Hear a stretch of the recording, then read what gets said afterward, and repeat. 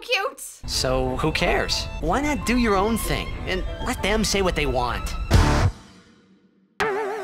What's up, guys, and welcome to Friday Night Mail. This week it's going to be streamed live on Twitch, so if you want to watch the full unedited version, you go over to my Twitch channel. It's kind of a cool little cross-promotion there that happened haphazardly because I dropped my camera, and I don't have my main camera to film this, so that's why we're filming it here. But this is the cut-up version because I know you guys hated it when I would stream it live on YouTube and it would be like 2 hours long and it would include the Q&A and then you guys would get overwhelmed. Alright, so first things first, as always, we're gonna say congratulations to the winner of this week's F&M, which is...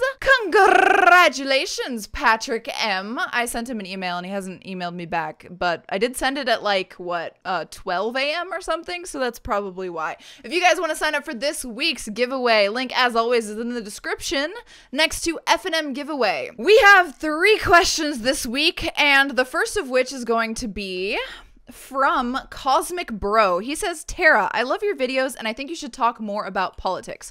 Okay, so the reason I don't talk a lot about politics, even though I do watch a lot of political content and social content, is that I feel like in order to be that kind of channel, you kind of have to be one or the other. It seems like your entertainment content will kind of take away from the credibility of your political content, and then when you do political content, you gotta be kind of a martyr. In my opinion, you have to be kind of a martyr and an activist, and I, as a hedonist, don't think it's sustainable or just a good idea to be that kind of person. So that's why I only make very sparing political and social content when I really feel inspired to do so. And what drives me more than talking about polarizing shit like politics, even though I'm very open about what like my political stances are and things like that, is just talking about my life and my experiences in a way that hopefully will like click in people's minds or make people think. It doesn't necessarily mean that they're going to change their minds. I just kind of want to have an open discussion. And I'm more interested in the philosophy of it all than I am in like facts and statistics and stuff, even though I do look at that stuff in my personal time. Anyway, the rest of the question, the actual question is, also, I can't wait for the Twitch streams. What games are you gonna play? Okay, so I've gotten this question a lot, and it seems like a lot of people think that I was a YouTuber, and now in 2018, I'm jumping on the bandwagon of Twitch like a lot of non-Twitch, non-game playing people do. But just to let you guys know, I've been streaming on Twitch since I think the end of 2012. I've been streaming on Twitch since 2012. So that's like a really long time. And I've never been the kind of person to do like the IRL content. For me, I switch off games. I started playing StarCraft in 2012 and I wanted it to be a StarCraft caster, which soon made me like fall out of love with trying to do that because I was trying to play a lot of StarCraft and improve, and that basically became the only game I play.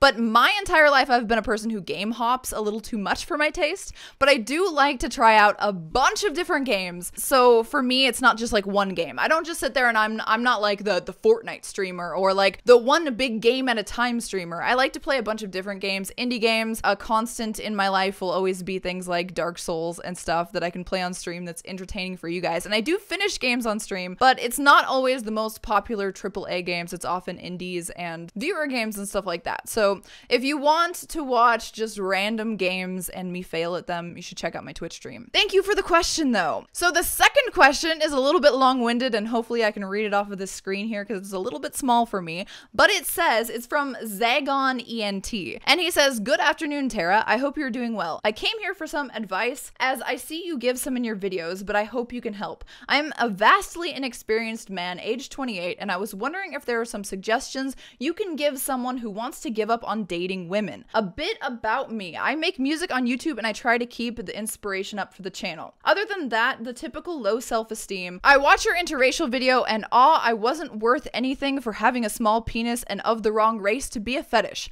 But other than that, I never dated before, and other than ending my life, I have been working on just giving up on the whole love side to life. When I had my worst rejection, I actually attempted suicide because I couldn't handle the rejection I got. Went to therapy and sorted out my life up to this point. But now I have been avoiding interacting with women because I compete with black dudes or any dude for that matter. matter, I feel giving up wholeheartedly would make the most sense. So if you see this, please let me know what you suggest in terms of giving up. I know there are MGTOW and incel groups on YouTube, but you seem to be a very experienced person, and since I am what women never wanted, I just wanted to know from a woman in your position what you would tell a guy who just failed. Thank you so much, and God bless. So first of all, I am always gonna stand by this, but this is my piece of advice.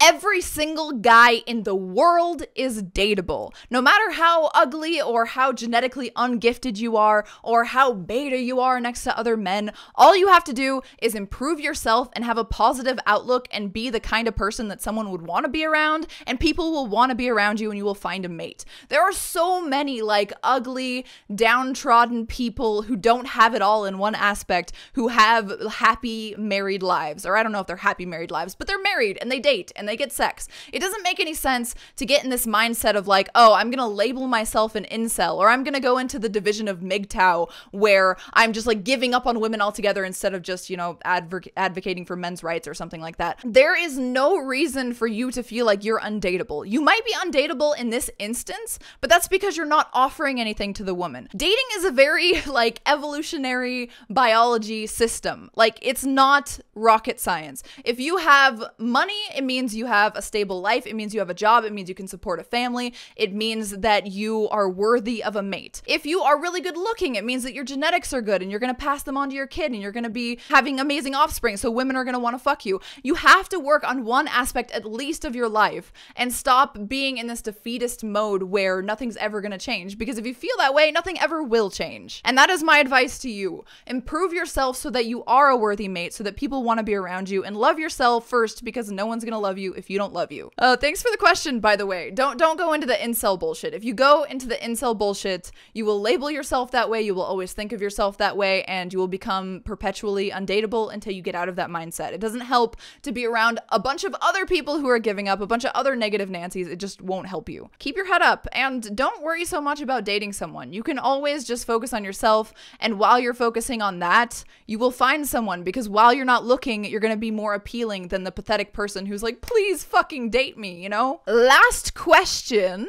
is from Chris Starling, who is like my favorite person ever. He says, I always forget you're 28. I thought you were in your early 20s last year. Lol. Thank you. That means a lot. Do you have under eye fillers by chance? I have really bad dark circles sometimes. Sad face, heart. I do have under eye injections, and I don't know if you can tell, but in some lights you can see like a blue sheen, because my skin is really Irish and really thin, so you can kind of see it in some lights. Like, it looks really good right now. I am happy with the results, but at the same time, be warned that it's not FDA approved to get injections in the under eye area yet. Some places will do it and some places specialize in it, but do not just get like the regular fillers that you would put in lips that give a bunch of volume. Get something like, the one that I got is, I don't remember what the one I got is, but it's the one that's supposed to be smoother and last about a year to a year and a half, rather than the one that lasts 6 months and it's supposed to be for volume. You have to be careful, you have to do your research, and remember, you should never get under eye injections for dark circles. That's actually like, they have like a laser that does dark circles. So unless you have like a dip and trough here, like where it's like an actual difference between here and here, and you're too young to have that, in my opinion, unless it's like a genetic thing in your family, which I'm not seeing, you are good just getting the laser treatment. It's like a cold laser or something that reduces under eye coloring, discoloration, basically. All right, we are done with the question section. Guys, if you want to ask a question for next week's F&M, always post in the comments. My comment section will never be closed. But we have this sexy bomb, probably, from this week's F&M. It's from China, which makes me feel a little bit better, because I don't think you can easily get bombs through customs unless it's like an elaborate plan to make it look like it's from China and put the like return address from China, but it's really from somewhere in the States with all the like Chinese tape and stuff like that, just to like make me open it. Okay, if you did that, you earned this explosion. Okay, good sir. On the customs packing, it actually says socks, and then a bunch of Asian lettering. So let's go ahead and get it open. I did not bring a box cutter here. In fact, let me see if I can find a box cutter. 1 second. Okay. There are no box cutters in this room, so we're just gonna work at it until we get it open. In the meantime, we'll just hang out and talk, you know? So today I filmed a video that's gonna go up later, and it's about how insecure I was as a teenager and how I like overcame it, and why I'm so hard on these people who make excuses for taking control of their own mental health and stuff like that, because I know that making excuses is not the way to remedy things, and that everyone can have a healthier outlet and outlook on life. I'm just talking. And yeah, that video took me about 30 minutes to film, and I went to the gym before that. I literally cannot. Okay, so on leg day, I do these things that are like kickbacks. Kickbacks, when you say that, it's usually like tricep kickbacks, but I'm talking about like actually, it smells so weird. It's gotta be like anthrax or something. But I'm talking about like in the kickbacks where you like kick your leg back and it does your glutes and your quads and stuff like that. So I was doing those, and I swear to God, I cannot isolate my left glute. So I'm like terrified that I'm gonna have like a big right butt cheek and a small left butt cheek. Like, oh my God, the worst ever. Oh, I finally got it almost open. We're almost there, guys. All right. Oh my God, I'm taking all the tape off because I can't like get through the tape. Well, let's peek inside. Is it actually socks? Oh, these are from Rubber Tongue. Okay, I remember now. I forced him to buy these. They are so cute. You will see. They are actually not a bomb. Eve, you want to come up and say hi? All right, I'm just ripping the top of this fucking box off. They're little socks that you put on the bottoms of like stools and stuff, and they look like little kitty feet. They're like little socks that make it so you don't scuff up your hardwood floor, but they look like kitty feet. They're so fucking cute. Let me show you guys. So fucking cute. Look at them. Oh, I'm gonna put them on like all of my chairs. I have like a chair out there. I should bring the chair in and show you guys. Let me show you Eve because she is the cutest. Say hi. Say hi, baby. No? You don't want to say hi? Why won't you say hi? Be a good kitty and stay. Good kitty and stay. No. You are so rude. She's so rude to me. But then she stays if I scratch her a little bit. What if I put these socks on her? That would be so cute. All right, I'll be right back. I'm gonna get one of my chairs that I'm gonna put this on. Okay, so I have these foldable chairs for my magic area, and these are also the chairs you've seen in other F&Ms with my new F&M setup. And I wanna put these on the bottom of these, and it's gonna be so cute. Let me show you. Let me show you how cute it is. It's so cute.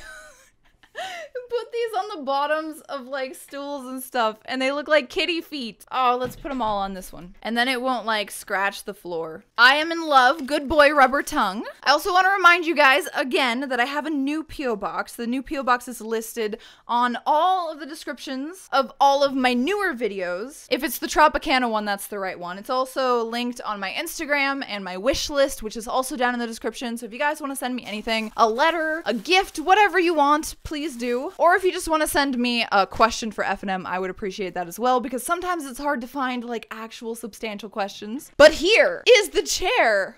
Oh my God, let's see.